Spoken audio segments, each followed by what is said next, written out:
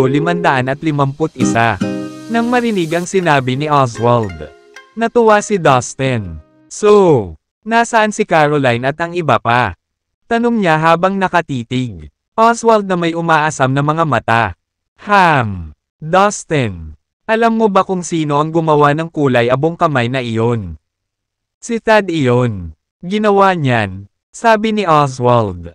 Ano, sigurado ka? Natigilan si Dustin. Hindi siya makapaniwala sa narinig niya. Habang inaalala niya ang nangyari, sumagi sa isip niya na ang gray kamay na sumunod sa kanya ay naglabas ng malakas na evil energy at napapaligiran ng kulay abong ambon. Sa tuwing pinapagana ng mga miyembro ng masasamang lahi ng anino ang kanilang sikreto. Mga kasanayan, ang masamang enerhiya at ang kulay abong ambon ay lumitaw. So, sinusuportahan ni Thad ang mga Diyos ng kadiliman. Bulalas ni Dustin. Nagsalubong ang mga kilay niya sa naisip. Takot ako kaya, siya ay talagang isa sa mga nangungunang master ng mga Diyos ng kadiliman. Oswald. Kinumpirma ng isang tango. Tiningnan niya ang ekspresyon ng mukha ni Dustin nang ipaalam nito sa kanya. Ang sitwasyon, seryoso. Hindi ko akalain na si Thad ay mula sa mga Diyos ng kadiliman. Ang hindi inaasahang balitang ito ay nagpatulala kay Dustin. Ang ninuno ng aking asawa ay nagtatrabaho para sa mga Diyos ng kadiliman. I guess bagay na. Malapit nang maging komplikado. Napakunot ang noo ni Dustin sa sariling naisip. Sinabi ni Pari Callum ng masasamang lahi ng anino na lahat ng tao sa kanilang lahi. Naramdaman ang tawag ng kanilang ninuno. Tapos, kung ganoon, si Thad ba talaga? Sino ang tumawag sa kanila? Naka-cross-arm si Dustin habang gumagawa ng mga haka-haka. Pinakamalamang, maaaring gumamit si Thad ng ilang lihim na kasanayan upang ipatawag ang kanyang mga inapo. Pagbalik niya, naramdaman ito ng lahat ng miyembro ng masasamang lahi ng anino. Kaya ngayon ay nakatakda na sila upang hanapin ang kanilang ninuno. Sagot ni Oswald. Alam ni Dustin na ang sinabi ni Oswald ay may lubos na kahulugan. I bet kasama sila ni Thad ngayon. Would that be a good thing or a bad bagay? Hindi maitago ni Dustin ang kanyang pag-aalala. Sinong nakakaalam? Marahil iyon ang pinakamabuti para sa ilan sa mga miyembro. I guess gusto nila. Pakiramdam na mas ligtas. Tungkol naman kay Caroline. Sa sandaling malaman ni Thad at ng iba pang mga Diyos ng kadiliman na siya ay sa iyo. Asawa. Baka lumala ang mga bagay-bagay. Sa kanyang ulo, tumingin siya kay Dustin at nagtaka kung paano. Naisip na ang posibilidad na ito. Lalong bumigat ang kanyang puso nang siya narinig ito. Tama siya. Mayroon akong malalim na sama ng loob sa kanila. At ngayon ay mayroon na si Caroline. Sa mga mata niya habang mas lalo siyang nababalisa. Hindi niya mapigil ang mag-isip. Ano kayang mangyayari kay Caroline kung hindi? Sa Prime Martial World, marami na silang pinagdaanan. Kahit noon pa, nakita niya siya bilang isa sa pinakamahalagang babae. At malalim na ugnayan. Walang salita. Caroline, kailangan ko. Nakuha ang pinakamahusay sa kanya. Hindi nag-aksaya ng oras si Dustin at tumakbo patungo sa kuta ng mga Diyos ng kadiliman at ang nakahiwalay. Iniunat niya ang kanyang kamay at naglabas ng puwersa ng bata sa kalawakan iyon. Kinaladkad, ay hindi bababa sa 3 premium grade na banal na mga Diyos sa kanilang panig.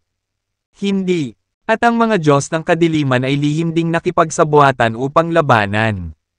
Kuta ngayon, mapapatay mo lang ang sarili mo. Umiling siya, idly buy and watch. Lahat ay nangangahulugan kahit na ito ay nagkakahalaga. Sa gusto niyang gawin, desidido siyang kunin. Ang asawa ay nasa kamay ng mga Diyos. Una kay Frost at Brain. At pagkatapos ay pupunta tayo sa kanila. Mag-isa kang pumunta doon. Siguradong mamamatay ka. Hindi ako makapanood. Ako. Sinubukan ni Oswald na pakalmayan ang isip ni Dustin. Kanyang manggas at ibinalik si Dustin sa kuta ng punto. Ang labanan sa pagitan ng 4 na premium grade divine gods, na umabot sila sa isang pansamantalang draw. Nagkaroon ng walang katapusang kapangyarihan. Kung hindi pambihira, ang bawat isa sa kanila ay mahusay sa ilang, ay talagang mahirap ilabas. Pansamantalang natapos ang laban. Iniwan ni Balaam at Silas ang larangan ng digmaan. Ibinalik sa, pumasok sila. Pinunan niya sila sa kung ano ang nangyari sa 3 premium grade divine gods na tinalakay para sa A. Tulad ng mayroon tayong iba. Ilabas nila, subukan mo, at hindi na nagsalita pa. Tinapik-tapik lang niya ang mga ito. At ang nakahiwalay na dayuhan. Ginagawa dito. Nandito ka ba para magkaroon ng sa iyo? Kung dumating ka, isa na nagmamadaling lumabas ng bati niya sa kanila. He dashed out as. Nagpunta rin ang iba pang mga katamtamang gradong banal na Diyos upang suriin kung ano ang nangyayari. Isolated alien space bolted out sa stronghold. Lahat sila, handang lumaban. Si Oswald ay, nang nakahiwalay na dayuhan. Hoy, dali, hilingin kay Thad na palayain ang isang tao. Frost, mga kamay upang ipahayag ang kanilang kawalang interes sa isang away. Ako, sabi mo, bitawan mo, sa isa't isa. Nagpatuloy si Frost. Tumayo siya at hindi umimik. Haha. Sira ka na ba, Frost? Ketawa-tawa yan. Ano ang iniisip mong gagawin ni Thad kung ano ang gagawin mo? Nagtanong. Umalis ka na. Kahit na mayroon siyang isang taong gusto mo. I bet ay hindi. Kahit hayaan kang makalapit sa kanila. Mas lalong hindi sila alisin. Putulin mo na lang. Frost. Ngayon, ipakita mo sa akin kung ano ang kaya mong gawin. Si Balaam ay umaamoy ng kabastusan habang tumatawa ng malakas. Siya daw. Natuwa sa sariling sagot. Noon lang. Isang boses ang biglang nagmula sa kuta ng mga Diyos ng kadiliman. Frost. Pwede ka nang umalis. Alam ko na kung sino ang gusto mo sa akin. Gayunpaman. Sa tingin ko mas mabuti na kalimutan mo ito. Dustin. Makinig ka. Simula ngayon. Wala nang kinalaman si Caroline sa iyo. Kahit boses lang iyon. Alam nilang lahat na kay Thad iyon. Inayos ni Dustin ang sarili at humakbang pasulong. Nagmamakaawa siya. Nararapat na paggalang. Sir, this is between me and you. Hindi siya dapat makisali. Ngayon, pakibalik si Caroline sa akin. Teka, si Dustin Lin yan. Ang mga banal na Diyos ng kadiliman ay nasa gilid at ang mga nakahiwalay. Nagulat lahat ng spaces nang makita si Dustin. Thad, totoo ba yan? May pinapanatili ka ba talagang gusto ni Dustin? Haha, ang galing. Ngayon ay madali na nating maibaba si Dustin. Humagalpak ng tawa si Balaam. Sa pagkakataong ito, si Dustin ay nagpupumilit na panatilihin ang kanyang kalmado. Sir, ano ang may dudulot nito sa iyo kung hindi mo siya ibabalik sa akin? Sa tunog ng pagpupumilit ni Dustin, napabuntong hininga ang boses sa panunuya. Dustin, you have to know, you are not good for her. Si Caroline ang prinsesa ng ating lahi. At isa ka lang estranghero sa kanya. Ngayon, magkasundo ka na lang at umalis ka na. Nang marinig ito, nawala ng galit si Dustin. Sir, tinitiyak ko sa iyo, kapag may nangyari kay Caroline, ipaghihiganti ko siya. Sigaw ni Dustin. Ha! Ang lakas ng loob ng batang ta. How dare you threaten me? I don't think. May ideya ka kung ano ang iyong ginagawa. Pero wag kang mag-alala. Kung titigil ka sa pag-istorbo sa kanya mula sa puntong ito. Ako, hindi siya papatayin. Sa halip, ituturing ko siyang parang sarili kong anak. Gayunpaman, kung patuloy mo siyang hinaharas, huwag mo akong sisihin sa ginawa ko. Gagawin sa iyo, isaalang-alang ang iyong sarili na nagbabala. Thad sounded ominous. Puntahan mo dito, Thad.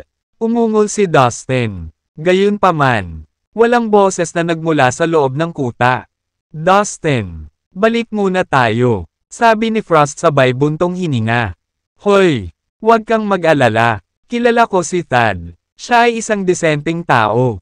Hindi katulad ng isa, malupit na masamang bastards mula sa Diyos ng kadiliman side. Isa pa, ang iyong asawa ay kanyang inapo. Naniniwala akong hindi niya siya sasaktan. Dagdag ni Oswald. Saglit na tinitigan ni Dustin ang matayog na kuta bago sumang-ayon. Ang iba, umalis siya kasama ang 3 premium grade na Divine God. Samantala, sa loob ng kuta ng mga Diyos ng kadiliman at mga nilalang mula sa mga nakahiwalay na espasyo ng dayuhan. Thad, ang asawa mo pala ni Dustin. This makes mas madali ang mga bagay. Maaari nating gawing hostage ang babaeng iyon at pilitin si Dustin na sumuko. Sarili niya, tuwang-tuwang sabi ni Baam kay Thad. Sa ikalawang paglabas ng mga salitang iyon sa mga labi ni Baam. Binitukan siya ni Thad ng nakakatakot. Sulyap, bawiin mo iyan ngayon din at bibigyan kita ng isa pang pagkakataon. Ngunit kung maglakas loob kang banggitin muli ang nakakatawang ideyang ito, huwag sisihin. Ako para sa kung ano ang mangyayari sa iyo. Babala ni Thad. Isang malakas na evil energy ang biglang lumabas sa kanya na ginawa. Nanginginig ang gulugod ni Baam. Sige, Thad. Huwag kang masyadong seryoso. Hindi ko sinasadya iyon. Sagot ni Baam na natatakot. Alam niya kung ano ang kaya ni Thad. Kung may humaplo sa kanya ang maling paraan, tiyak na parurusahan niya ang taong iyon. Ang galit ni Thad ay napalitan ng pagkabigo habang sinulyapan si Baam. Tumalikod at umalis. Humph! Napakatigas ng ulo niya palagi. Silas, kalimutan mo na lahat ng sinabi ni Thad. Kunin natin ang asawa ni Dustin. Ating sarili, sinabi ni Baam kay Silas sa pamamagitan ng kanyang espiritual na kahulugan. Ano ang iniisip mo, Baam? Gusto mong i-provoke si Thad? May death wish ka ba? Nagulat si Silas sa kanyang matapang na panukala. Silas, oo. Makapangyarihan nga si Thad pero tayo rin. Confident na matatalo natin siya. Tayo ay walang iba kundi. At Elliot, kailangan. Para makuha ang iyong mga kamay. Sabay ngisi, tama. Ako ay. Pumayag naman si Silas. Ang batas sa kalawakan. Doon siya nagpahinga. At walang ibang makakagawa. Pagkatapos ay bumalik sa Nuno. Ang mga miyembro ng masasamang lahi ng anino ay lumapit at yumuko sa harap. Lahat, sa paglipas ng mga taon. Sabi ni Thad habang iminuwestra ang kanya. Sumulyap siya, malinaw mayroon ka. Tumingin sa kanya na para bang sarili niyang anak. Kasal ako sa kamatayan. Palagi akong magiging babae niya. At hiwalay na si Dustin. Bulag dahil lang sa kanya. Wag naman ganyan. May malaking responsibilidad na nakapatong sa iyong mga balikat. Since ikaw na, aming prinsesa, kakatawanin mo ang karangalan ng ating lahi sa hinaharap. Ikaw ay bahagi ng mga Diyos ng paano mo, pabalik na may matigas na ekspresyon. Nanumpa nagugulin ang natitirang bahagi ng aking buhay kasama si Dustin. Baguhin ang aking. Hindi, Caroline. Sigurado kang gusto mo akong gawing iyo. Para destabilize, mga fragment, sa lakas ng lindol. Nagtipon ng madilim na ulap sa paligid nito. Habang umiihip ang malakas na hangin. Shadow King. Parikalam at ang iba pang masasamang lahi ng anino. Namutla sa takot, pinag-usapan nila si Caroline. Ng pagmamahal niya, alam na walang makakapigil sa kanila. Sinabi kahit ano mula sa kanilang. Gawin ang lahat ng gusto mo maliban sa pag-alis. Ay hindi kailanman liliko. Sana mapatawad mo ako. Giit ni Caroline. Itinaas niya ang ulo niya at matapang na tumingin kay Thad sa mata. Matalim ang mga mata ni Thad at nag-uutos. Naramdaman ni Caroline ang bigat ng maraming bundok sa kanya. Gayunpaman, nagngangalit siya at hindi sumuko. Sayang, Caroline. Hindi mo ba alam na malaki ang pag-asa ko sa'yo? Ikaw ay sumanib sa espiritual na enerhiya ng kaluluwa ng ating tunay na ninuno. Basil, ang kapangyarihan ng kanyang enerhiya na tumatakbo sa iyong ugat ay hindi bababasa. Akin, baka mas malayo ka pa sa cultivation na ginawa ko. Kayo ang kinabukasan ng masasamang lahi. Hindi ba pwedeng makinig ka na lang sa akin para sa kapakanan ng ating bayan? Biglang lamambat ang tono ni Thad. Inihayag niya na ang masamang lahi ng anino ay talagang tinatawag na kasamaan. lahi. At hindi si Thad ang tunay na ninuno. Ang tunay na ninuno ng masamang lahi ay isang lalaking tinatawag na Basil na nabuhay Matagal na ang nakalipas. Si Basil ay ipinanganak bago ang paghihiwalay ng lupa at langit. Sa gayon, panahon, hindi mabilang na mga komunidad sa universo sa Sea of Chaos. Nilikha, si Thad ay isa lamang niyang alagad. Noon, naglagay si Basil ng isang bahagi ng kanyang dugo sa katawan ni Thad. Dahil sa kanyang dugo, mabilis na umunlad si Thad at naging isang premium grade na banal na Diyos sa maikling panahon lamang. Mula noon, nawala si Basil nang walang nakakaalam kung nasaan siya. Ang masamang lahi ay kanyang supling. Bago siya mawala, iniwan niya sila, ang dagat ng Chaos. Nitong mga nakaraang araw, ipinagkatiwala ni Thad ang lahat ng miyembro ng kasamaan. Lahi ng anino na may sikreto tungkol sa kanilang lahi. Matapos marinig ang kanyang kwento, mas alam ng lahat sa lahi ng masamang anino. Tungkol sa kanilang lahi, kung ganoon ang kaso, mangyaring kunin ang espiritual na kaluluwa ng ating ninuno. Enerhiya mula sa akin at itinanam ito sa katawan ng ibang miyembro. Gusto ko lang bumalik sa asawa ko. Pakiusap. Pagmamakaawa ni Caroline. Tumigil ka na sa pagsasalita ng kalokohan. Sa tingin mo ba kahit sino lang ang makakasama sa espiritual ng ating ninuno? Enerhiya ng kaluluwa. Yung malalapit lang sa kanya at may mahusay na talento ang makakagawa niyan. Caroline. Ikaw lang ang makakagawa niyan. Ang pasensya ni Thad ay lumalago ng mas maikli. Minuto. Wala ka nang dapat sabihin pa. Hindi na magbabago ang isip ko. Caroline stated. Ganap na hindi natinag. Caroline. Ikaw. Bagamat ginamit ni Thad ang lahat ng panlilinlang. Wala ni isa. Nagtrabaho sa lahat. Napuno siya ng hindi matiis na galit at wala siyang magawa. Ngunit nagngangalit ang kanyang mga ngipin. Ancestor. Mabuting tao si Dustin. Sa katunayan, ang aming angkan ay nakatanggap ng maraming pabor at suporta. Mula sa kanya noong nakaraan. Maging ang ina ni Caroline, si Lady Natalie, ay naglakas loob. Malumanay na nag-aalok ng kanyang sariling kasiguruhan.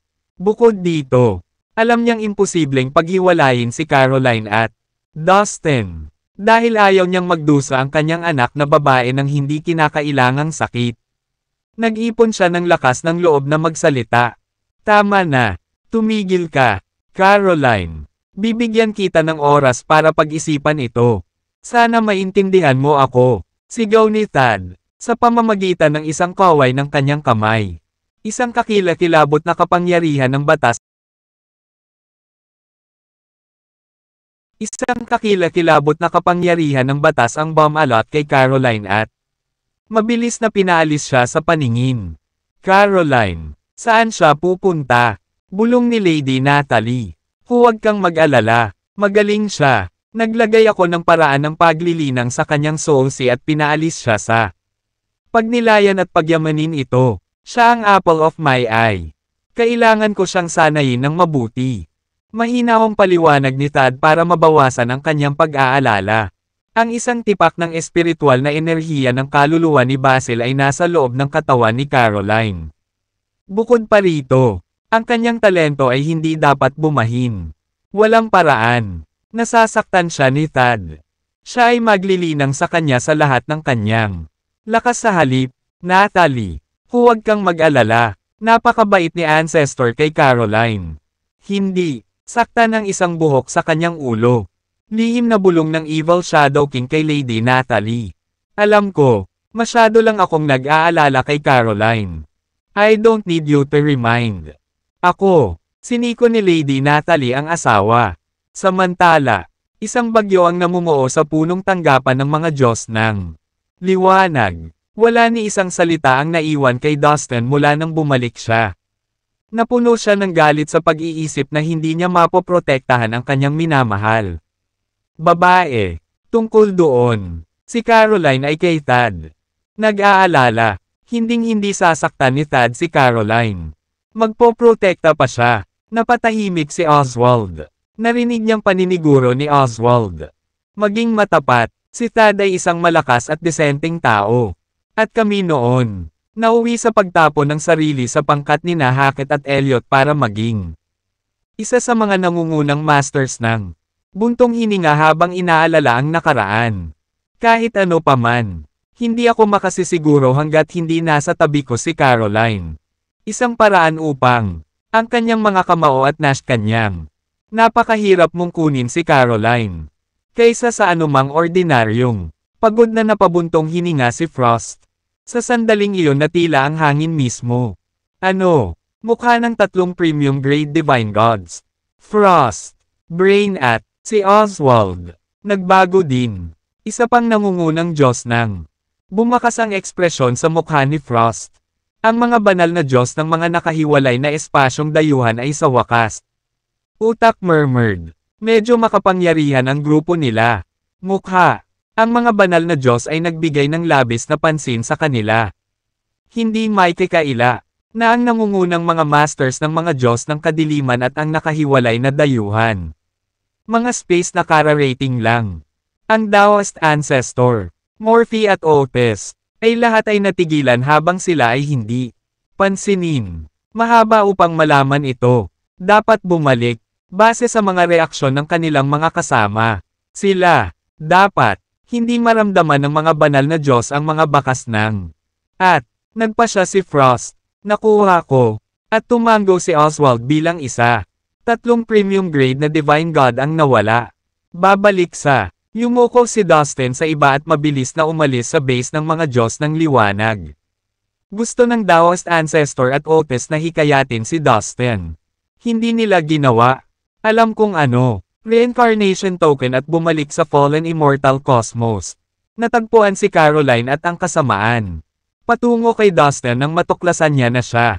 Ito upang maabot ang anumang lokasyon sa loob ng fallen. Caroline. Hindi ba? Ang Gnome. Ang banal. Sa banal na kaharian. Kaya ang kanilang mga pandama. Masamang lahi ng anino. Nagtatanong na mga mata ng crowd. Parang tingga ang dila niya at natalo siya. Ng masasamang lahi ng anino. Upang pamunuan ang kanyang mga angkan at hanapin ang kanilang. Parehong excitement at gulat ang napuno ni Kevin. Tama iyan. Ngayon ang mga miyembro ng masasamang lahi ng anino ay kasama ng kanilang ninuno. Kaya, ay si Caroline. Ang ninuno ng masasamang lahi ng anino ay talagang isang Diyos ng kadiliman. Kaya ngayon, lahat ng miyembro ng masasamang lahi ng anino, kabilang si Caroline, ay nasa base camp ng mga Diyos ng kadiliman. Pagod na paliwanag ni Dustin. Pagkatapos sabihin ang kanyang piraso, humakbang pasulong si Dustin at nawala. Isang saglit, ano ba? Paano na yan? Parang bombang bumagsak sa harap nila. Nagulat ang lahat, dahil sa sinabi ni Dustin. Ang ninuno ng masamang lahi ng anino ay isang Diyos ng kadiliman.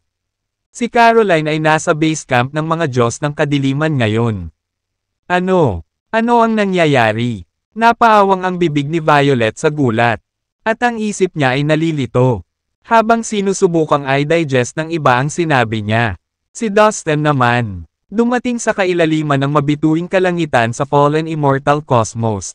Agad siyang umupo ng naka-cross-legged. Caroline, don't worry. Hintayin mo lang ako. Ibabalik talaga kita. Maghintay ka lang. Thad. Pagsisisihan mo ito. Dustin murmured. With a terrifyingly blank expression settled over his mukha. Masyado pa akong mahina. Halos hindi ako makalaban sa isang ordinaryong medium grade na banal. Diyos. Sa harap ng isang premium grade na banal na Diyos.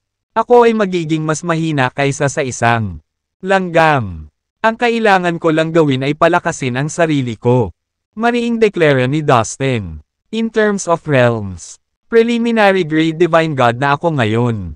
Kung gusto ko, para makalusot upang maging kahit isang medium grade na banal na Diyos. Kailangan ko pa rin. Nagumugol ng maraming oras sa paglilinang. Wala akong ideya kung gaano ito katagal. Para masira ako, nagsimulang pag-aralan ni Dustin ang sarili para gumawa ng plano. Kung mas mataas ang kaharian ng isang magsasaka, mas magiging mahirap ito, para makalusot siya. Kung gusto kong mabilis na mapabuti ang aking lakas sa pakikipaglaban, kailangan kong magsimula sa Lihim na kasanayan sa martial arts. Actually, magaling na ako sa secret technique na wala ng iba. Alam niya, ang Earth Exploring Technique, siniguro ni Dustin ang sarili. Sa sandaling napagtanto niya ang kanyang kasalukuyang kakayahan. Iwinagayway niya ang kanyang kamay para gumawa. Daan-daang mga libro ang lumipad mula sa kanyang space ring at tumira sa kanyang harapan. Ang daan-daang aklat na ito ay binili mula sa iba't ibang bookstore sa makikinang nakaharian matapos bumalik si Dustin sa Earth. Ang bawat sinaunang aklat ay naglalaman ng impormasyon tungkol sa heograpiya at ang geomancy ay ipinasa mula sa sinaunang brilliant kaharian. Whoosh! Simpleng kumaway si Dustin gamit ang kamay niya. Bilang agarang tugon. Ang kaleidoscopic compass ay lumipad at lumutang sa harap niya. Naghihintay sa kanyang utos. Ang kaleidoscopic compass ay isang tunay na maalamat na banal na sandata. Nanatamo niya habang dinadaanan niya ang mga hamon. Sa Fallen Divine Valley, alam ko kung paano isagawa ang Earth Exploring Technique. Ako ay naging medyo expert dito. This is my unique advantage kasi iba. Walang alam ang mga tao tungkol dito. Kung gusto kong pagbutihin pa ang aking kakayahan sa pakikipaglaban, kailangan kong maging magaling. Pagkilala sa aking mga pakinabang at gamitin ng husto ang mga ito. Ito ay kahanga-hangang. Mula ngayon, maglilinang ako sa pag-iisa at pag-aaral. Ang Earth Exploring Technique, itutuon ko ang buong atensyon ko dito. Upang maunawaan ang kakayahan sa pagbuo ng lupa sa paggalugad ng daigdig. Technique, nakatingin sa daan-daang mga sinaunang libro sa harapan niya pati na rin ang kaleidoscopic compass. Idineklara ni Dustin ang kanyang mga ambisyon ng may mapagpasyang. Tingnan mo, hindi ito ang pinakamahirap na bagay na ginawa niya. Napakasakit sa kanya nang nangyari kay Caroline. Hanggang sa oras na iyon ay tunay niyang napagtanto kung gaano siya kaina. Naging, hindi man lang niya nagawang protektahan ang pinakamamahal niyang babae. Ang kakilakilabot na pakiramdam na ito ay nagpapahina sa kanya ng labis. Ang kanyang pagkakasala ay kumakain. Malayo sa kanyang konsensya. Napagtanto din nito na sa lakas niya ngayon. Hindi na siya kayang protektahan ang mga gusto niyang protektahan sa ganitong magulong mundo. Dapat kong master ang earthforming skill. Huminga ulit siya ng malalim bago siya muling nagdeklara ng ganoon. Determinasyon sa kanyang mga mata. Pagkatapos, sa ilalim ng kontrol ng kanyang isip, ang isa sa mga sinaunang aklat ay lumipad papunta sa kanya. At huminto upang lumutang sa harap ng kanyang mukha ilang pulgada lang ang layo sa kanya. Mata. Pagkatapos ay bumukas ito habang ang mga pahina ay nagsimulang lumiko ng isa-isa. Isa pa, isinantibi ni Dustin ang lahat ng iba pang nakakagambalang kaisipan at nakatuon sa pagbabasa. Ang mga sinaunang aklat, sa labas ng secret chamber. May tatlong magagandang babae na dumating. Naka-cross-legged silang lahat sa labas ng secret room. Malinaw na nakasulat ang pag-aalala sa kanilang maselang mukha. Sila ay walang iba kundi si Ivy, Sue, at Violet. Sa sandaling ito, bagamat wala ni isang salita ang nasabi sa kanila, silang tatlo ay lihim na nakikipag-usap sa isa't isa. Sa pamamagitan ng kanilang espiritual na mga pandama. Malaking dagok sa kanya ang nangyari kay Caroline. I don't think he could kailanman patawarin ang kanyang sarili. Pabayaan ang mga tunay na responsable. Guys, ano ang dapat nating gawin para gumaan ang pakiramdam niya? Kahit saglit lang. Bakit hindi tayo pumasok sa loob at kausapin siya?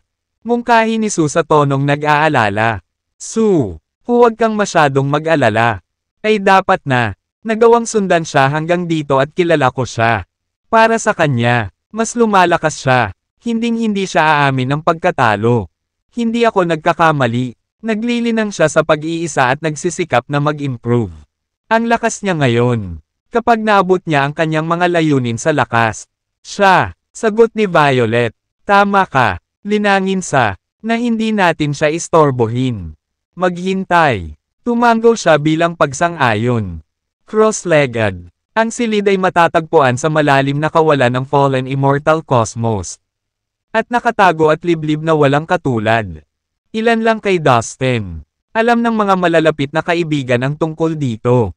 At sila nga, Mabagal na lumipas ang oras. Lumipas ang araw. 2 araw. At, mata. Mahigit kalahating taon na ang lumipas.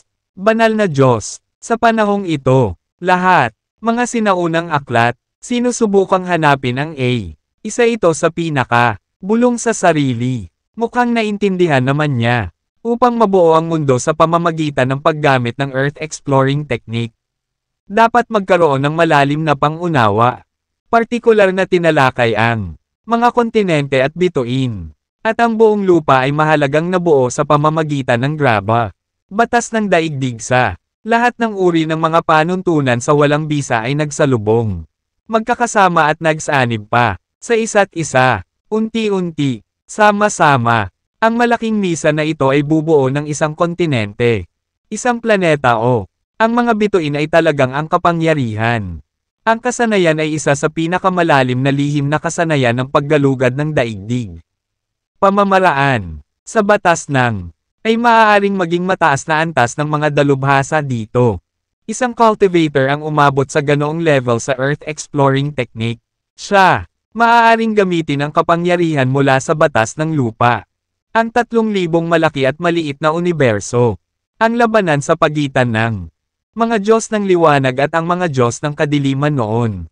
Ang 3,000 cosmos, malaki man o maliit, ay nasakop na, alinman sa mga Diyos ng liwanag o ng mga Diyos, teritoryo, ang mga tao ng dalawa, malalaking pinsala at pagkamatay. Noong nakaraang 6 na buwan, mayroon ang mga premium grade na banal na Diyos ng 2 partido.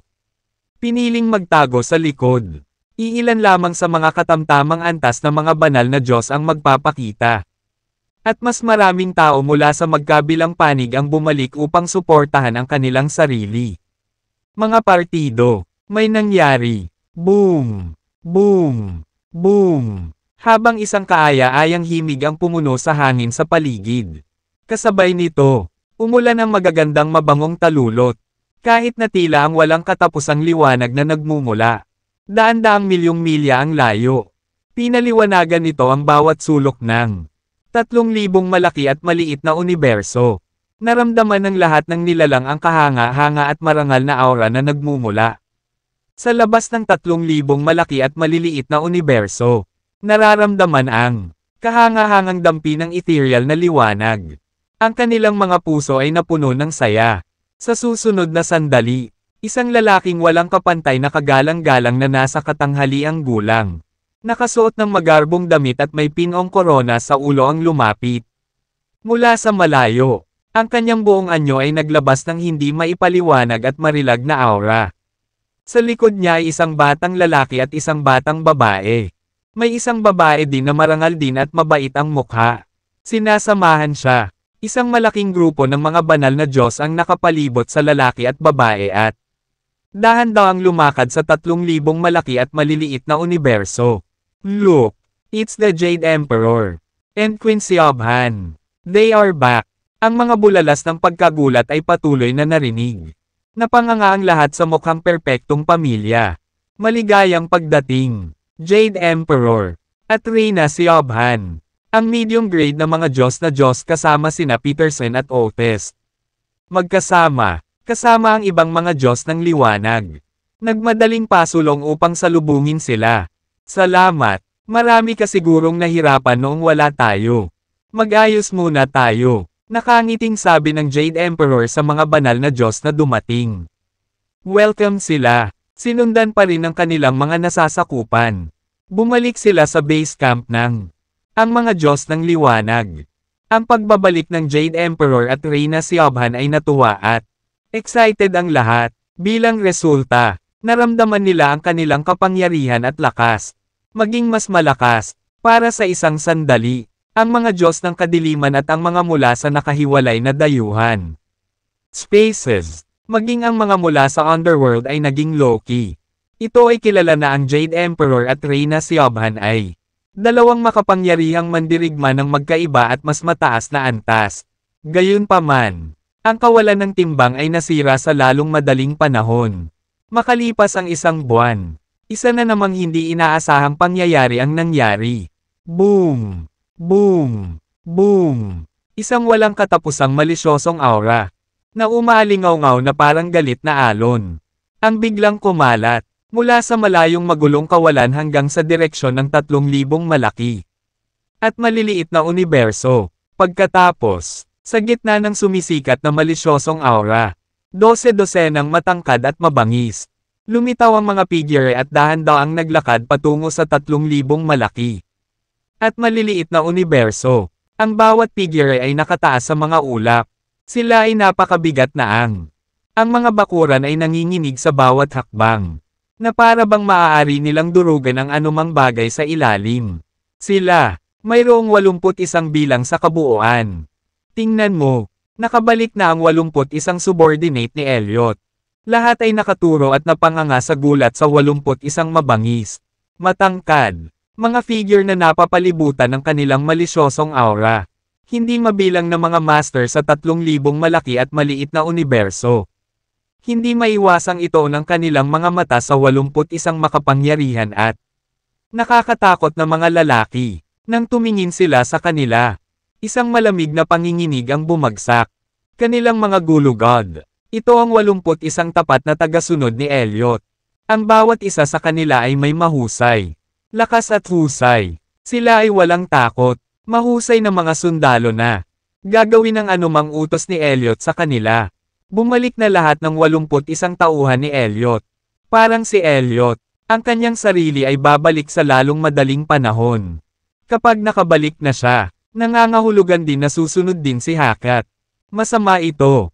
Tila ang lahat ng mga pangunahing pinuno ng mga Diyos ng kadiliman naghahanda na sa pagdating. Sa palagay ko ang isang nakakatakot na digmaan ay hindi maiiwasan sa puntong iyon. Malakas ang ilan. Bulong ng mga magsasaka sa kanilang sarili. Pagbati, mga Ginoo, kami ay naghihintay sa iyong pagdating. Ang mga Diyos nang sinalubong ng dilim ang mga tauhan ni Elliot nang makita sila sa malayo. Sila ay naghihintay sa magulong kawalan at inaasahan ang kanilang bumalik. Haha, ang galing. Ngayong narito na sila, wala na tayong kailangang alalahanin. Sa lalong madaling panahon, maging si Master Elliot ay babalik. Hindi nakatulong ang ilang Diyos ng kadiliman. Pero tumawa ng malademonyo, mas mabuting maging handa ang mga bastard na iyon mula sa liwanag. Malapit na sila, salubungin ang kanilang kapahamakan. Umuungal ang isang Diyos ng kadiliman habang nakatingin sa direksyon ng kuta ng mga Diyos ng liwanag. Puno ng killing intent ang kanilang mga mata. Parang naging sila na handa at pananabik na labanan ito laban sa mga Diyos ng liwanag. Ang pagbabalik ng mga tauhan ni Elliot ay talagang nagpalakas ng kanilang moral na sila. Lahat ay nasa sabik para sa digmaan. Samantala, sa punong tanggapan ng mga Diyos ng liwanag, si Reyna Siobhan, at ang iba pang mga Diyos ng liwanag ay nakakuha din ng impormasyon na iyon. Bumalik na ang mga kampa ni Elliot. Nandito na ang mga tauhan ni Elliot ha. Malapit na ang pagbabalik ni Hakat. Sabi ni Queen Siobhan. Hindi natin mapipigilan yan. Magtitipon din dito ang mga masters mula sa mga nakahiwalay na alien space para suporta. Si Elliot at Hakat ay gumawa ng mahusay na pagsisikap upang palakasin ang kanilang ugnayan. Ang mga nilalang ng nakahiwalay na mga alien space, tiyak na magiging napakalaki. Ang Jade ay 10 makapangyarihang hari na namumuno sa walang hangganang teritoryo ng nakabukod. Sa kanila ay mangyayari. Ito ay maglalagay sa amin ng maraming kung paanong ang mga Diyos ng kadiliman lamang ay nakakatakot. Kung kakampi sila, na ang 10 haring iyon ay ang mga pinuno ng buong nakahiwalay na dayuhan. Teritoryo. Kaya maaaring imposible. Dapat ay hindi hihigit sa 5 hari. Sa tingin ko ikaw ay kailangang pag-isipan iyon. Kailangan nating maghanda para sa pinakamasama. Magtatagumpay tayo ng iba pang banal. 81 makapangyarihang nasasakupan. Ang mga Diyos ng kadiliman at mga Diyos ng liwanag at lumapit sa kanila. Iba't ibang kaliskis sa iba't ibang universo. Tila ito, buhay o nasugatan ng husto. Maging ang mga inosenteng residente ng 3,000 malaki at maliit na universo noon. 1,000 malaki at maliliit na universo ay lumalala sa bawat pagdaan. kung sino ang pinakamakapangyarihang mga figure. Ang digmaan ay dumating na sa punto ng pagpapasya. Marami pa ring paghahanda bago sila pumasok. Sa isang kisap mata, ilang taon na ang lumipas. Isang araw, isang tagamanman ng Diyos ng liwanag bahagi, na responsable para sa, habang binabantayan ang kuta ng mga Diyos ng kadiliman, ay bumalik, nagdadala ng isang mahalagang balita. Sir, kumilos na ang mga Diyos ng kadiliman. Isang malaking grupo ng mga banal na Diyos ang ipinadala sa Yellow Cosmos. Mula sa, kung ano ang hitsura nito, lumilitaw na sila ay nagsay-set up ng marami. Mga array, mahigpit nilang pinangangalagaan ang lugar sa dami ng kanilang bilang. Parang gusto nilang makasigurado na walang makikialam sa kung ano ginagawa nila. Ulat ng scout, ano ba, nakakapaghinala naman. Ang Jade Emperor, Reyna Siobhan, at ang iba pang mga master ay bumangon. Kilay nila nang marinig ang impormasyon. Sa pamamagitan nito, mabilis na inilabas ng mga premium grade na Divine God ang kanilang espiritual na kahulugan upang suriin kung ano ang nangyayari sa Yellow Cosmos. May gagawin sila. Nag-set up sila ng ilang isolation array sa paligid ng Yellow Cosmos, upang pigilan ng iba na madama kung ano ang tunay na nangyayari sa loob ng Cosmos. Tama ang scout, may gagawin sila at ayaw nila. Natuklasan. Ngumuso si Frost pagkatapos suriin ang Yellow Cosmos. It must have something to do with the evil baby. This is worrying. Kailangang pumunta agad doon at tingnan. Hindi natin hahayaang malinlang nila tayo. Sabi ng Jade Emperor na may maalab na galit. Ekspresyon ng mukha niya. Ang iba pang mga banal na Diyos ay bumangon din at handa nang umalis. Kung ang kutob nila, tama, wala silang oras na sayangin. 1/3. Ang pangunahing dahilan kung bakit nagkaroon ng ilang mga Panginoon ng mga Diyos ng kadiliman. Nagsimulang bumalik ay nalaman nila na ang masamang sanggol ay malapit nang lumabas. Ganoon din ang nangyari sa mga Diyos ng liwanag. Naging maingat sila dahil ang masamang sanggol ay may kapangyarihang sirain ang 3,000 malaki at maliit mga universo. Sa makatuwid, ang kapanganakan ng masamang sanggol ay nangangahulugan ng maraming para sa parehong puwersa. Kaagad pagkatapos, umalis si Reyna Siobhan at ang Jade Emperor sa moob ng mga Diyos ng liwanag, kasama ang kanilang mga nasasakupan, at nagsimulang sumugod patungo sa Yellow Cosmos. Habang papalapit na sila sa Cosmos, biglang tumawa ng malakas, umalangaw-ngaw mula sa magulong kawalan. Nandito ka na, haha, alam kong hindi ka na makakatayo. Idly at manood, ngunit iyon ay hanggang sa maaari mong pumunta. Hindi ka malalampasan. Tayo. Pagkatapos, ang malakas na evil energy ay nagsimulang magkatotoo. Parami ng parami ang tao. Mula sa Diyos ng kadiliman sa gilid na may malisyosong aura na sumugod. Ang walang laman at tumayo sa daan ng grupo ng mga Diyos ng liwanag. Ang hukbo ng mga Diyos ng kadiliman at ang mga nilalang mula sa nakahiwalay. Ang mga alien space ay pinangunahan ng 12 ng nakakatakot na matatangkad na lalaki. Lahat sila ay nagkaroon, mga ulo na kasing tigas ng bakal. At ang bawat isa sa kanila ay nagbigay ng masamang aura. Sa lugar na ito sa labas lamang ng Yellow Cosmos, ang mga tropa ng mga Diyos ng liwanag at ang mga Diyos ng kadiliman ay nagkaharap. Maya-maya pa ay bomb-alot sa lugar ang matinding kapaligiran. Anong ginagawa mo sa Yellow Cosmos? Matigas na sigaw ni Oswald na may masamang tingin sa kanyang mga mata. Sa tingin mo ba sasabihin namin sa'yo yan? Bobo ka ba? I don't have the oras na mag-aksaya sa pakikipag-usap sa iyo. Magwala ka o simulan na natin ito. Isa sa matangkad at mabangis na lalaki ang humakbang at nginisyon ang hukbo ng mga Diyos ng liwanag. Siya ay kumilos sa isang dominanteng paraan at ganap na walang takot kahit nasa harap ng mga nangungunang master ng kalaban. Puwersa. Isa siya sa 81 tapat na tagasunod ni Elliot. Siya ay matipuno, at ang kanyang balat ay naglabas ng nakakasilaw na metal na kinang na nagpamukha sa kanya. Siya ay gawa sa tanso. Nakalimutan mo ba na ang Yellow Cosmos ay naging teritoryo natin mula noon? Sinaunang panahon. Umalis ka na sa harapan namin. Kung hindi, pagsisisihan mo, mariing deklara ni Frost habang humakbang pasulong. Pagkatapos, isa pang matangkad na lalaki mula sa bahagi ng Diyos ng Kadiliman ang lumabas mula sa karamihan ng tao. Ang Yellow Cosmos ay iyong teritoryo. Ito ay isang bagay ng nakaraan. Ang kasamaan, hindi ikaw. Huwag mo kaming sisihin kung sinira ka namin. Ligaw pagkatapos, sa pakikipag-usap sa kanila. Meron kami, isang mahalagang lugar, at hindi natin ito hahayaang mahulog. Dapat, ay tama, maaaring nakatuklas sila ng paraan upang, sabi ng Jade Emperor kasama, ng kadiliman ay, schedule. Walang sino man ang magkakaroon ng pagkakataon laban sa kanila. Kailangang lumaban. Laro. Pagkatapos ay maglalaro tayo. Queen. Lahat. Ihanda ang inyong sarili. Ang Jade Emperor ay nagpahayag na may kakilakilabot. Pangalawa, ang mga banal na Diyos ng langit na hukuman.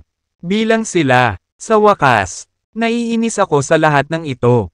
Ikaw, isang higanteng lalaki mula sa Diyos. Ang mga Diyos ng liwanag at mga Diyos ng kadiliman ay sumunod. Si Dustin ay tahimik, paglilinang sa pagpapahusay ng kanyang husay patungkol sa batas ng. Wala siyang ideya kung ano ang nangyayari sa labas. Ang kulog na sigaw ni Dustin. Mga guhit ng makinang na makalupang dilaw. Nang batas ay nagsimulang sumayaw na parang matikas.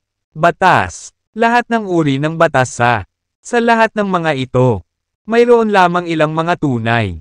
Basic, ay isa sa kanila, hinihigop, masa ng, utos muli ni Dustin. Sa pagkakataong ito, ang kaleidoscopic compass ay lumulutang sa itaas. Ulo ni Dustin. Mabilis na gumalaw ang mga misteryosong rune na nakapaloob dito. Isang paaralan ng mga isda na masiglang lumalangoy sa isang ilog. Ang bawat rune ay naglalabas ng mga maliwanag na ilaw.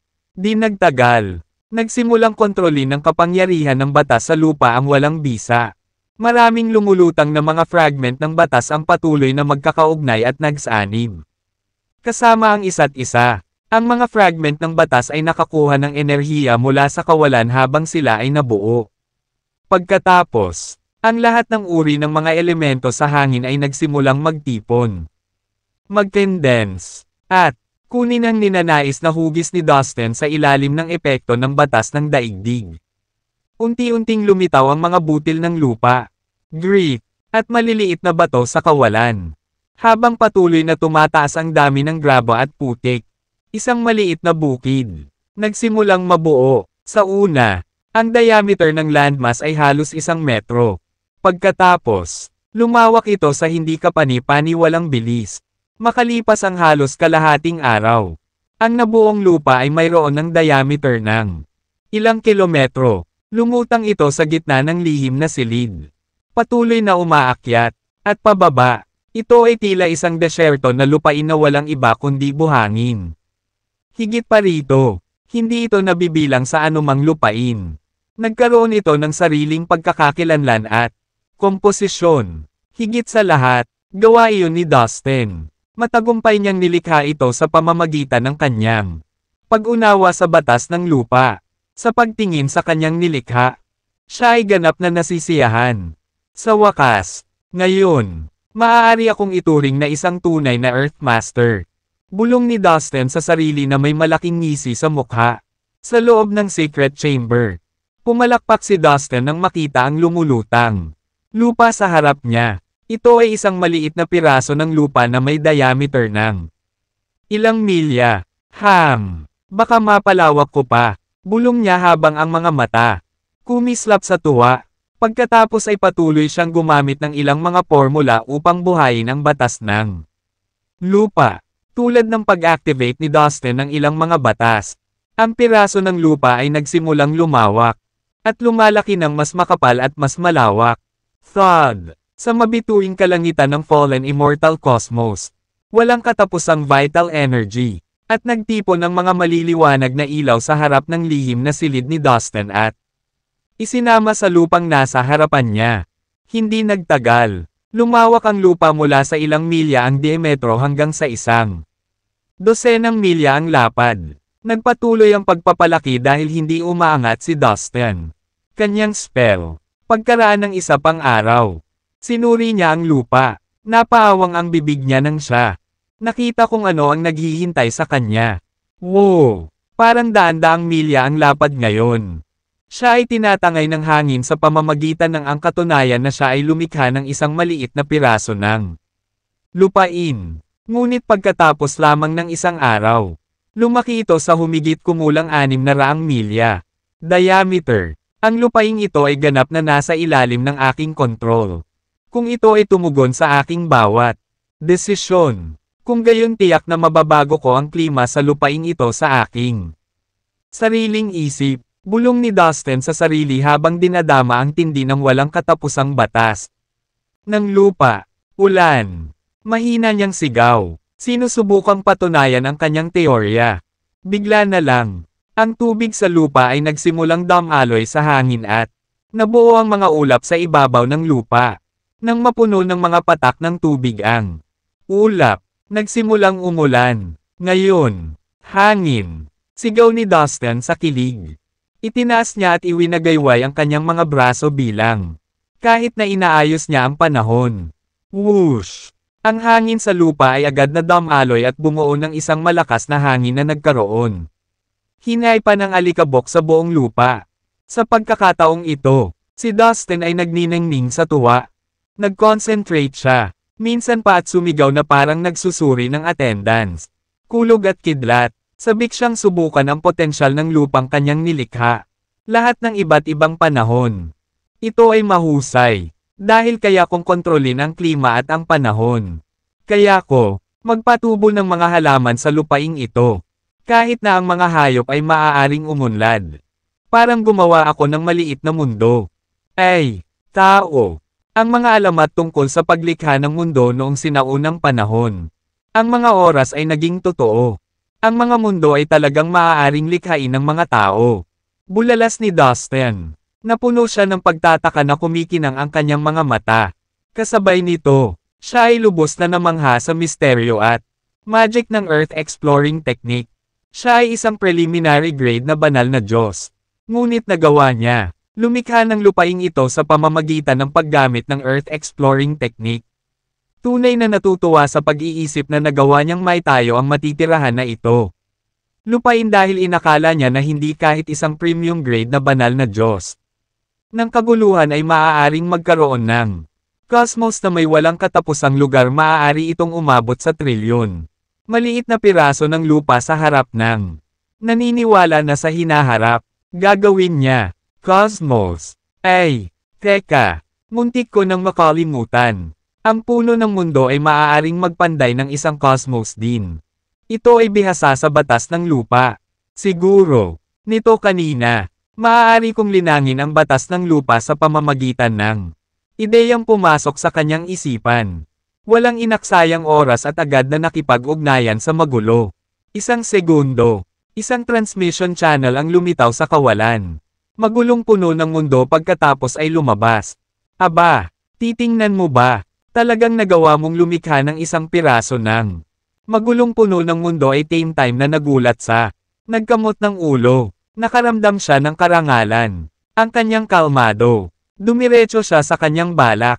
Gusto ko, galing sakin, na magaling ako. Defensive na tanong ni World Tree kay Dustin at tinitigan. Graft lang ang cosmos para mag-upgrade. Maging mas mahusay sa siya, boy. Hindi. Pambabala ni Dustin yan. Kung bakit taos puso kung gustong matutunan ang batas ng lupa. Ang kanyang layunin sa, sasabihin ko sa iyo ang kailangan mong malaman. Ang, prangka na natutuwa magturo, nang pumayag ang puno. Pagkatapos, isang sanga ang nakaunat mula rito at nakadikit sa noo ni Dustin. Swish! Damaloy ang lupa sa kahabaan ng sanga sa nabighani sa bawat piraso ng impormasyon na siya ay nakapaligid sa kanya at nakatuon lamang sa batas ng daigdig na ibinabahagi ng magulong puno ng mundo. Binusog niya ang sarili niya. Inalis ng puno ito sa lahat ng bago. Kapag sinimulan niya ang kanyang mas mahusay na pumunta, malapit nang makuha ang mga bagay. Nagpapahayag ng kasiyahan nito kay Dustin. Ang magulong puno ng mundo. Dustin ay napakalalim na nalubog sa ibang araw ng lupa noon. Magulong puno ng mundo ay nang tuluyan na niyang imulat ang kanyang mga mata. Sa lahat, bumangon siya at mabilis na gumalaw para subukan kung ano ang mayroon siya. Sila sa lupa sa harapan. Boom! Thud! Bang! Biglang umabot sa daan-daang milya. Nang batas ng lupa ay patuloy na lumitaw sa loob ng lihim. Whoosh! Sa mabituing kalangitan ng fallen immortal cosmos. At maging ang magulo. Walang bisa sa labas. Mayroong isang walang katapusang kakanyahan ng enerhiya na patuloy na nagmamadali. Papunta sa secret room ni Dustin. Dahil sa kakanyahan ng enerhiya na ito, ang lupain ay lumawak sa medyoan. Nakakagulat na mabilis na rate. Sa loob lamang ng ilang oras, kumalat pa ito sa diameter na humigit kumulang 6,000 milya. Napakakapal din nito na sa wakas ay pumasa ito ng kaunti. Kontinente. Nalulugod sa kasalukuyang hitsura nito. Humakbang si Dustin sa malawak. Lupain. Ang lugar kung saan siya nakatayo ay puno ng graba at putik. Habang, sa lahat ng dako sa kanyang kontinente ay mukhang patag at mapurol walang mga katangian. At mga pagkakaiba-iba sa kalupaan nito. Gayunpaman, alam ni Dustin kung paano lutisin ang problemang ito. Sa pamamagitan ng isang kaway ng kanyang kamay. Lumipad palabas ang kaleidoscopic compass at lumutang sa itaas mismo ng kontinente. Ang mga bilog ng Ron ay nagsimulang gumalaw sa buong bilis, na may mga direksyon, depende sa tiyak na tuntunin na kanilang sinunod sa himpapawid. Bukod pa rito, ang mga bahid ng makalupang dilaw na liwanag ay lumabas mula sa kaleidoscopic compass at ganap na iluminado ang maliit kontinente. Iniskan ni Dustin ang buong landscape at sinuri kung paano ang layout. Dapat lumabas. Tingnan natin. Okay. Kaya ito ang direksyon ng good luck. At ang bahaging iyon, tumuturo sa malas. At narito kung saan. Bukod sa paglipad para mas malinaw ang view. Gumala din siya kaya siya maaaring magkaroon ng magaspang na ideya at makatutuhanang karanasan sa kabuuan. Sitwasyon sa kanyang kontinente. Pagbabago. Tinapakan niya ang lupa at pinagmasdan ang pagbuhay ng lupa kanina. Kanyang mga mata. Boom! Basag. Thud. Nang walang pagkaantala. Ang buong kontinente ay yumanig ng malakas. Ang puwersa ay sapat na malakas upang maalog ang lupa. At maging ang alikabok ay pumailan lang. Sa kalangitan. Sa di kalayuan. Ang mga burol ay nagsimulang tumaas. Habang ang ilang mga lugar ay lumubog at nabuo. Kanyan. Nagsimula ring magkaroon ng hugis ang mga kapatagan. Disyerto. At ilog. Mayroong kahit ilang mga lugar na may mga palatandaan ng buhay. At mga halaman. Dahan-dahang umusbong sa ilang rehiyon. Lahat ng uri ng topography ay nagsimulang mabuo kung paano ito itinuring ni Dustin. Kaya, sa lahat ng bagay na isinasaalang-alang, ito ay isa ng karaniwang mapagpatuloy. Kapaligiran. Ang bawat mahahalagang elemento ay pinag-aralan. Isinama sa malaking misa na ito. Nasa lugar na ang lahat ang kulang lang sa puntong ito ay ang presensya ng mga nilalang na maninirahan sa meticulously built na ito. Kontinente. Nilikha ko ang lahat ng ito. Lahat ng nandito ay kontrolado ng isip ko. Maghintay. Kung gayon. Ayun nga. Kaya ko rin ay set up lahat ng klase ng lupain ng kamatayan dito.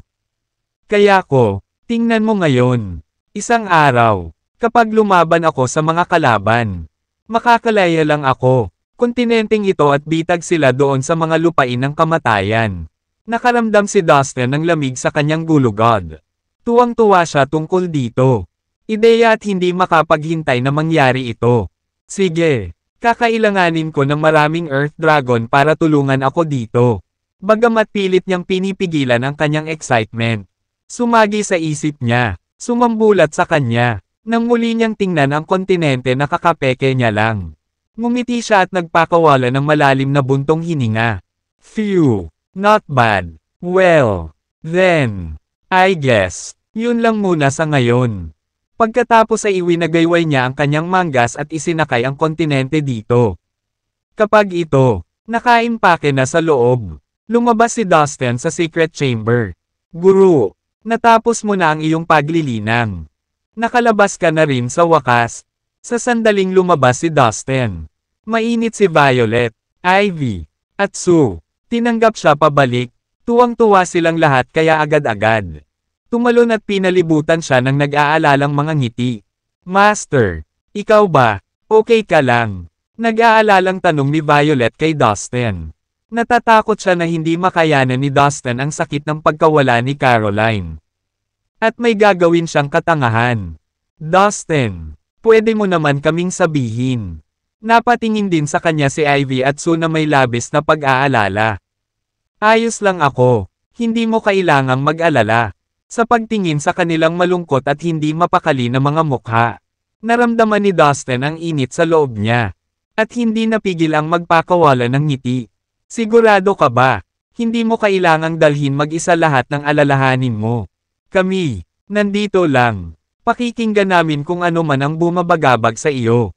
Sinubukan ni Sue na aliwin si Dustin. Humakbang siya at niyakap. Dustin, ang bango nito ay agad na nagpakalma sa kanya. Salamat, pero ayos lang talaga ako. Ang iyong lalaki ay sapat na malakas upang hindi ibagsak ng isang problema o. Dalawa, sagot ni Dustin habang nakababa ang ulo at hinahalikan ang makinis ni Sue. No, I'm relieved to hear that. Of course, I know you're the best. Madaling natuwa si Sue nang masiguro ni Dustin na ayos lang siya. Alam kong lahat kayo ay naghihintay sa akin. Ngunit mayroon akong isang bagay. Gawin ngayon. Kailangan kong lumabas. Kailangan kong manatili ka dito sa Fallen Immortal Cosmos at makatarungan. Ipagpatuloy mo ang iyong paglilinang. Ang sitwasyon sa 3,000 malaki at maliit na universo ay napaka magulo sa panahon ngayon. Huwag iwanan ang Fallen Immortal Cosmos kahit ano mangyayari. Mahigpit na paalala ni Dustin sa kanilang tatlo. Pagkasabi nun ay nawala siya sa isang iglap. Nang makitang agad na umalis si Dustin. Hinawakan ni Sue ang kanyang mga braso sa kanyang baywang. At sinabing, lagi siyang abala. She pouted and complained na hindi man lang tumagal ng isang segundo si Dustin. Iwanan ang Fallen Immortal Cosmos pagkatapos niyang matapos ang kanyang cultivation. Bueno, Master, para sa iyo iyon. Siya ay naglilinang ng husto o lumalabas upang gawin lahat ng uri ng iba't ibang bagay. Hindi lang siya yung tipo ng lalaki na nakakulong sa bahay. Napahajijek si Violet. Tinakpan niya ang bibig niya.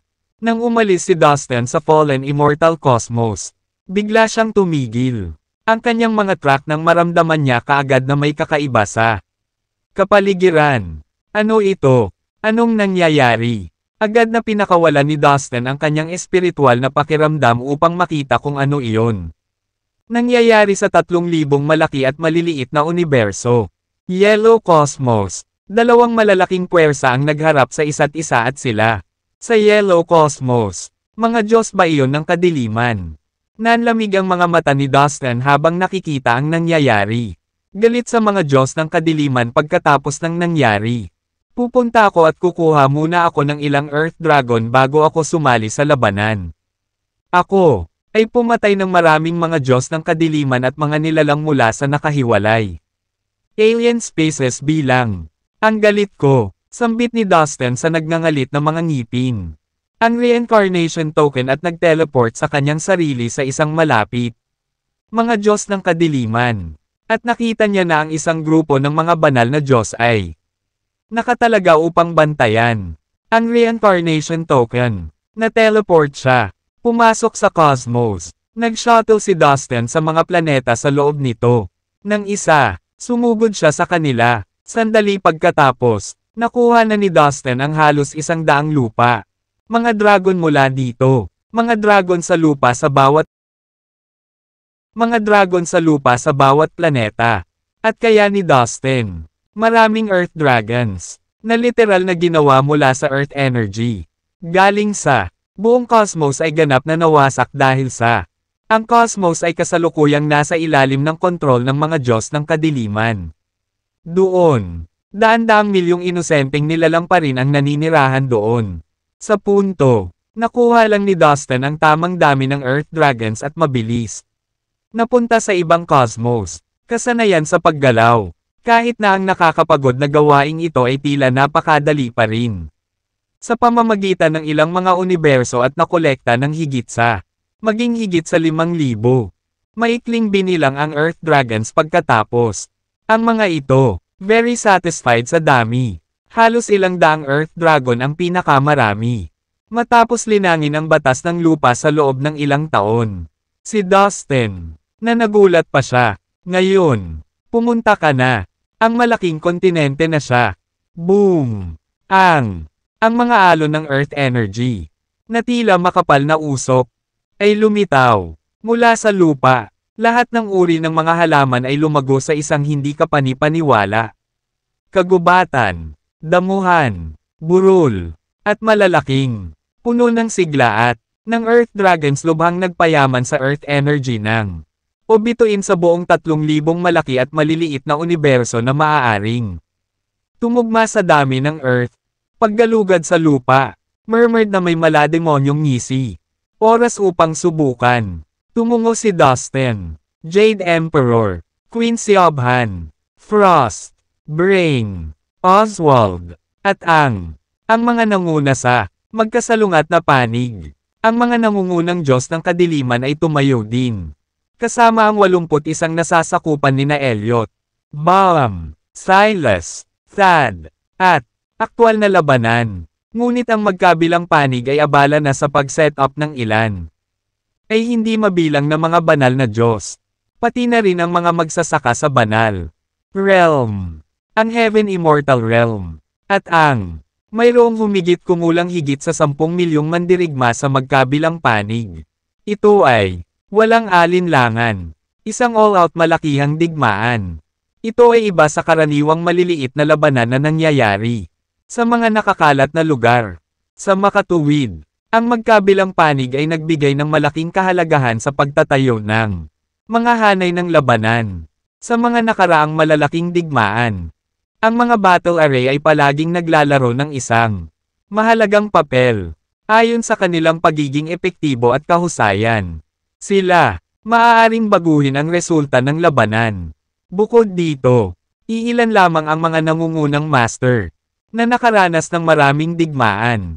Dati, alam kung paano ay set up ang mga battle array na ito.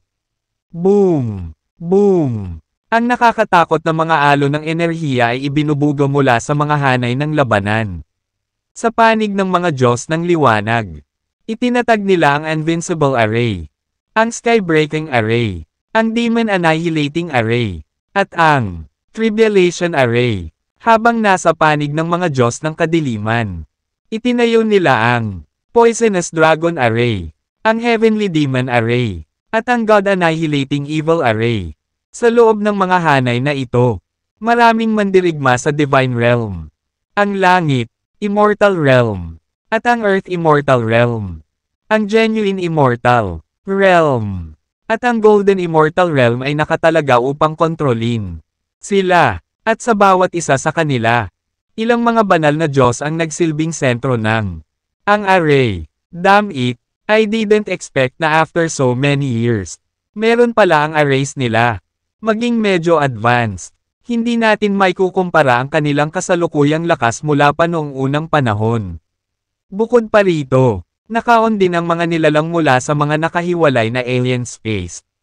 Kanilang panig, ito ay magiging napakahirap, bumantong hininga si Jade Emperor.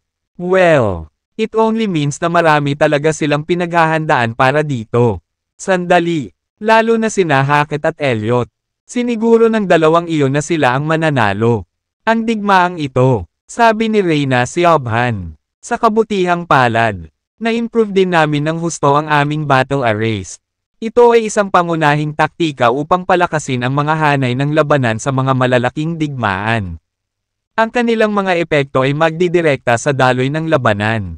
Sabi ni Frost, tama, we have to prepare for a fierce battle. We need to be maging mapagmatsyag at maging maingat sa ating bawat galaw. Lalo silang nahihirapang harapin. Hindi natin alam kung ano pa ang tinatago nila sa manggas nila. Jade, Mahigpit silang binalaan ng emperador. Haha! Forward! Patayin silang lahat! Tuwang-tuwang sigaw ng isang higanteng kalbo mula sa kampo ng mga Diyos ng kadiliman habang winawagayway niya ang kanyang mga kamay at nagbibigay ng hudyat na umatake. Boom! Boom! Mula sa gilid ng mga Diyos ng kadiliman.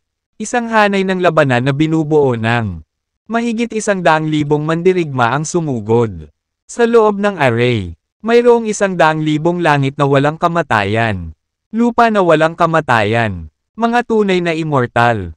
At mga gintong immortal. Mayroon ding 1,000 mandirigma sa Divine Realm at 12 preliminary grade. Mga banal na Diyos. Inayos sila sa isang tiyak na posisyon habang sila natipon ng walang katapusang kapangyarihan ng batas. Sa itaas ng battle array na ito, isang malaki at uhaw sa dugo na kulay itim na dragon. Naka-hover. Naglabas ito ng napakapangit at nakakatakot na aura habang nakatitig. Ang mga kalaban sa harap nito. Ngayon na, patayin mo sila. Ang preliminary grade ng mga divine god na namamahala sa magkasabay na umugang ang hanay ng labanan. Boom! Sa itaas ng hanay ng labanan. Ang malaking makamandag na dragon ay nagtaas ng ulo at bumulwak ang isang stream ng makamandag na itim na likido patungo sa mga Diyos ng liwanag. Ilipat. Ang mga Diyos ng liwanag ay mayroon ding sariling hanay ng labanan. Binubuo ito ng mahigit 10 preliminary grade divine gods. At higit pa, kaysa sa 100,000 genuine immortal realm cultivators o mas malaki. Natipon nila ang kanilang kalooban upang bumuo ng isang nakatataas, sundalo mabigat, dambuhalang, at makapangyarihan. Mataimtim ang tingin niya, nakaplaster sa kanyang mukha, at may hawak siyang luma at napakalaking palakol. Kamay. Ang battle array na ito ay tinawag na Invincible Array. Ang makapangyarihang sundalo ay nagpusada sa itaas ng hanay. Hawak ang kanyang napakapangit, palakol. Pinigilan niya ang obsidian liquid na inilabas ng makamandag na dragon. Protektahan ang mga Diyos ng liwanag. Napakalaki ng banggaan sa pagitan ng dalawang makapangyarihang puwersa. Ang labanan ay sukdulan at mapusok na ang kawalan ay gumuho. At walang katapusan. Ang mga fragment ng kalawakan ay lumipad kung saan-saan. Ano pa ang hinihintay mo? Patayin silang lahat. Utos ng isa sa mga loyal na tagasunod ni Elliot. Ang kanyang puot ay kasing init ng dumadaloy na magma nagagalit at nagninangas. Siya, itinutok ang kanyang sibat patungo sa direksyon ng kalaban. Ang kanyang mukha, nabaluktot sa hindi maipaliwanag na kabaliwan. Agad kumilos ang mga sundalo sa ilalim ng kanyang utos. Lahat sila ay umatake ng sabay-sabay. Naniningil sa kanilang mga kalaban habang pinapanatili. Buo ang kanilang mga array. Maghanda. Nang makitang kumilos ang mga Diyos ng kadiliman. Ang Jade Emperor, nagtaas ng kamay. Inaalerto niya ang kanyang mga tauhan sa papasok na batalyon. Ang mga sundalo sa Diyos ng liwanag na bahagi ay sumalakay ng direkta patungo sa larangan ng digmaan. Isang dagat ng mga magsasaka. Kumikilos ng sama-sama bilang isa. Lumipat sila, sa perpektong timing, na sinasabayan ng hindi naririnig na beat. 10 super sundalo na nilikha ng mga Diyos ng liwanag ang nagmarcha sa kanilang daraanan. Patungo sa kanilang mga kaaway. Sa bawat hakbang nila, ang kawalan sa paligid nila, masisira, umusok ang usok, at iba't ibang mga labi ang natagpuan. Kahit saan, ang mga Diyos ng kadiliman ay mayroon ding sariling mga kahanga-hangang mandirigma. Sila, gumawa ng 10 demonyo sa pamamagitan ng pag-set up ng 12 heavenly demon arrays. Bawat isa sa mga halimaw ay may cerulin na balat, matutulis na ulo, at magulo ang buhok. Bawat isa sa kanila ay mabigat sa kanilang sarili. Sa lalong madaling, habang sila ay nagkatotoo, sila ay agad na nasangkot sa isang labanan. Laban sa malalaking sundalo mula sa kabilang panig. Ang Invincible Array at ang Heavenly Demon Array ang mga arrays. Ginamit upang salakayin ang kanilang mga kaaway. Ang mga sobrang sundalo at ang kulay asul na balat. Ang mga demonyo ay napakalaki na sila ay nagtaas sa mga ulap. Ang mga kapangyarihang labanan ay walang kapantay. At sa lalong madaling panahon sila ay naging sentro ng larangan ng digmaan. Ang iba pang mga battle array na ginawa ng magkabilang partido ay hindi nakakaakit ng pansin. Gayunpaman, ang bawat isa sa kanila ay napakatalino at kasing halaga. Ginawa din nila, malakas at nakamamatay na pag-atake. Ang bawat hanay na naruroon sa larangan ng digmaan ay mas makapangyarihan kaysa sa kasanayan ng isang medium grade na banal na Diyos. Ang mga ordinaryong Diyos na may katamtamang grado ay hindi nang ahas na lumapit sa kanila. Mga arena ito, paglapit nila ay agad na sila nilipol. Ang mga premium grade na Divine God lang ang makakalaban sa mga arrays na ito. Ang larangan ng digmaan ay may higit sa 100,000 mga magsasaka na nakikipaglaban. Mabangis laban sa isa't isa. Mula pa noong mga Diyos ng kadiliman at ang mga Diyos ng liwanag ay nagbalik. Ito ang naging pinakadakilang sagupaan sa pagitan nila. Mula sa malayo, ang magulong walang laman ay parang wasak na wasak. Ito ay halos sira na hindi na naayos. Pagkatapos, gumaling ito, ang 3,000 malaki at maliit na universo. Ang hanay ng labanan. Iyon ay, naramdaman ni Dustin na bumangon ang excitement sa kanya.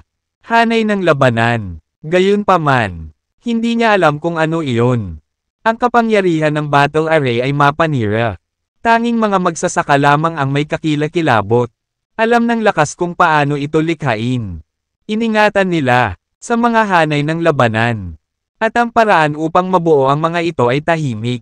Unang beses na nakasaksi sa labanan. Mga immortal. At ang mga immortal sa langit ay maaaring magdulot ng panganib sa sinuman.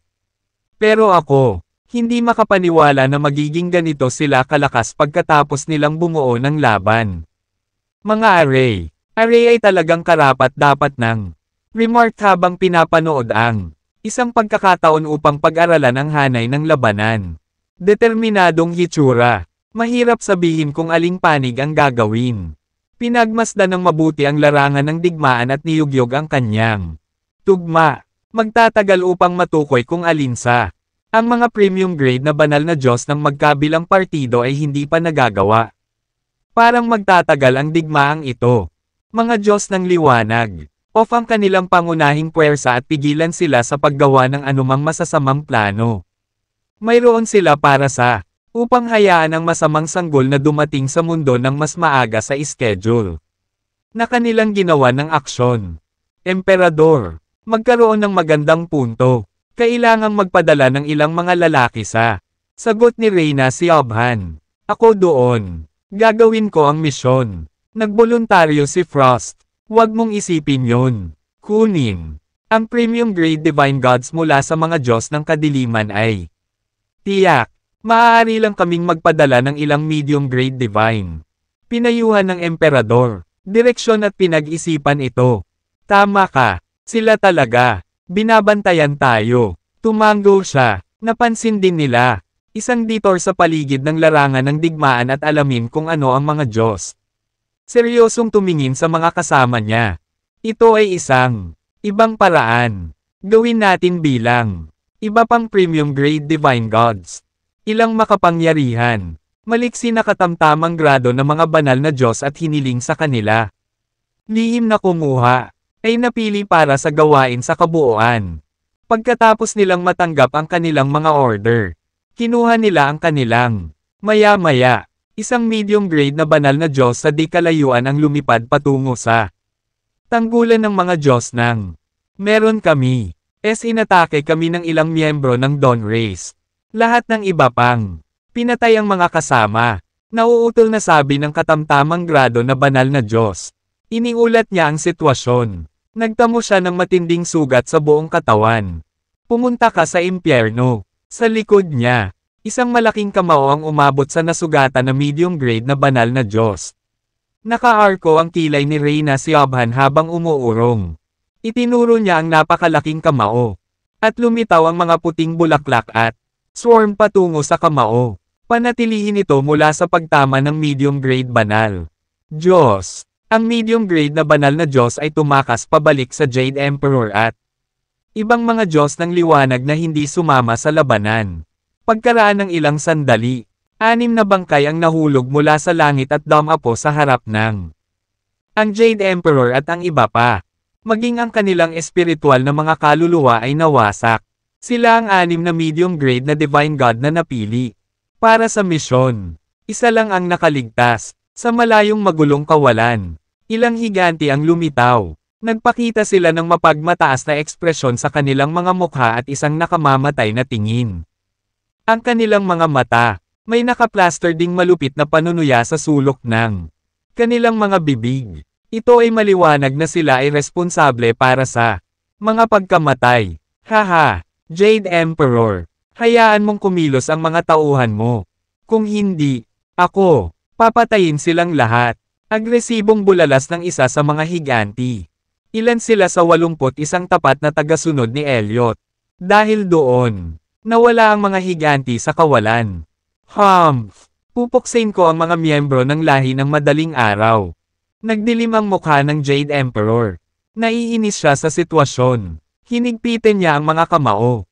Mataimtim niyang sinulyapan ang 6 na bangkay ng kanyang mga tauhan. Dahil pakiramdam niya ay may pananagutan siya sa kanilang pagkamatay. Ang 81 matapat na tagasunod ni Elliot ay mula sa isang sinaunang lahi na tinatawag na lahi ng madaling araw. Sinabi ng mga alamat na ang lahi ng madaling araw ay umiral noong ang dagat ng Chaos ay nilikha. Ang mga miyembro nito ay makapangyarihan at palaaway. Mukhang pinaghandaan nila ng husto. Napabuntong hininga ang Jade Emperor. Sa sandaling iyon, nilapitan ni Dustin ang Jade Emperor at ang isa pa. Premium grade banal na mga Diyos. Palihim siyang nagpadala ng mensahe kay Frost dahil alam niya kung ano nangyari sa 7 katamtamang antas na mga banal na Diyos. Gusto kong subukan ito. Inialay ni Dustin ang kanyang mga serbisyo kay Frost sa pamamagitan ng kanyang espiritual na kahulugan. Anong sinabi mo? Natigilan si Frost sa kapangahasan ni Dustin. Matapos masaksihan ang pagkamatay ng 6 na medium grade na banal na Diyos. Gusto pa rin niyang magkaroon ng A. Pumunta ka. Oo, bitawan mo ako. May tiwala ako dyan. Tumanggo si Dustin. Siyempre, alam ni Frost na si Dustin ay hindi mas mahina kaysa sa isang ordinaryong medium grade divine god. At gayon din ang kanyang mga kakayahan sa paggalaw ng katawan. Higit sa mahusay. Gayon pa man, 6 na medium grade na divine god ang katatapos lang napatay. At ang kanilang, nasa harapan pa rin nila ang mga dagwang bangkay. Medyo si Frost, nag-aalala at naramdaman niyang hindi niya ito kailangang itago. Dustin, I have to tell you, this task is very dangerous. You need to pag-isipan mo, paano kung hayaan ang ibang tao na gawin ito? Marahil, iba pang mga medium grade na banal na Diyos. Sabi ni Frost kay Dustin. Tunay na nag-aalala, Master Frost, pinahahalagahan ko ang iyong pag-aalala tungkol sa akin. Ngunit mangyaring magtiwala. Ako, alam kong kakayanin ko. Mariing sabi ni Dustin. Well, kakausapin ko si Jade Emperor. Walang choice si Frost kundi ang tumango. Habang ginagawa iyon, lihim siyang nagpadala ng A. Mensahe kay Jade Emperor. Dustin, confident ka ba talaga na kaya mo te? Si Jade Emperor ay matamang tumingin kay Dustin. Oo ako. Tumango si Dustin. Naisip niya kung ano ang maaari niyang gawin. Ganap na kumbansihin si Frost na magagawa niya ito. Well, okay. Nonetheless magpapadala ako ng mga tao para sumama sayo. Better, maging ligtas kaysa sa paumanhin. Tandaan, mag-ingat sa lahat ng oras. Ang mga taong mula sa lahi ng madaling araw ay handa na. Nagtago sila sa madilim na anino at papatayin ka sa sandaling mahanap kanila. Sabi ni Jade Emperor. No, thank you. I really appreciate it. Pero kaya ko naman sarili ko. Giit ni Dustin. Hindi. Masyadong delikado. Hindi kita kayang bitawan mag-isa. Kung may kasama ka, maaari mong bantayan ang isa't isa. Giit ni Jade Emperor. Lahat tama. Walang choice si Dustin kundi ang tumango. Lahat ng mga banal na Diyos ay ipinadala upang isagawa ito. Mas malapit. Meron akong ang iba pang siyam. Ano? Natigilan at nataranta. Hindi alam kung ano ang gusto ni Dustin. Sumunod naman sila gaya ng sinabi ni Dustin at lumapit sa kanya. Whoosh! Isang countermeasure. Inactivate ni Dustin ang reincarnation token. At A. Ito. Maaaring kakaiba ang pakiramdam. Ngunit maaari tayong i-teleport. At, mga tao kasama si Dustin. Lalaki. Tumingin. Upang magkaroon ng isang reincarnation. Ay isang magandang bagay. Ng reincarnation. Napabuntong hininga si Reyna Siobhan. Sa kanyang swerte. Sa napakahalagang kayamanan. Siya talaga, sabi ni Jade Emperor. Sa sandaling ito, isang teleportation channel sa, nandito na tayo, sabi ni Dustin. Grabe, salamat. Hindi ko inaasahan na magkakaroon ka ng ganoong teleportation. Sa magulong kawalan malapit sa Yellow Cosmos sa pamamagitan ng kanilang destinasyon sa napakaikling panahon. Ito, nagulat ang lahat. Tingnan mo, ginagawa nila. Bulalas ng Divine God sa mahinang boses habang tumingin sa parehong direksyon ng mga altar ay naging puno ng condensed evil energy habang mga grupo sa lupa at umawit ng ilang sinaunang kasamaan. Sunod-sunod na lumitaw ang mga demonyo at pinalibutan ang dilaw. Cosmos, sayawan, pag-iyak, ito ay isang mundong puno ng iba pang mga anyo ng enerhiya sa masamang enerhiya. Ay sa kanyang sarili, may kakaibang nangyayari, at maingat na sinuri, mahiwagang kapangyarihan, patuloy na sumisipsip ng lahat ng uri ng kakanyahan at batas enerhiya sa magulong walang laman sa kanilang paligid. Nilinggan nila ang lahat, enerhiya ay patuloy na ipinadala sa maliit, parang humantong sila sa Yellow Cosmos. 2/3. Nakikita ko. Ang mga Diyos ng kadiliman ay nagpapadala ng enerhiya pabalik sa masamang sanggol. Sa Yellow Cosmos, sa ganitong paraan, ang masamang sanggol ay makakakuha ng sapat na enerhiya at maipanganak ng maaga. Oras na, ang isang medium grade na banal na Diyos ay natakot na gumawa ng ganoong A. Conclusion. Pakiramdam ng iba na nakaisip din nito ay nanlamig ang kanilang dugo. Dapat natin silang pigilan. Hindi natin hahayaang mangyari ito. Kung hindi, ang masamang sanggol ay ipanganganak ng mas maaga kung ito ay pinakain nito. Maraming masamang enerhiya. Kumunat ang noo ni Dustin. Bigla, sa sandaling iyon. Kahit sinong maglakas loob na mag-especially iya. Tiyak na makakatagpo natin ang kanyang kamatayan.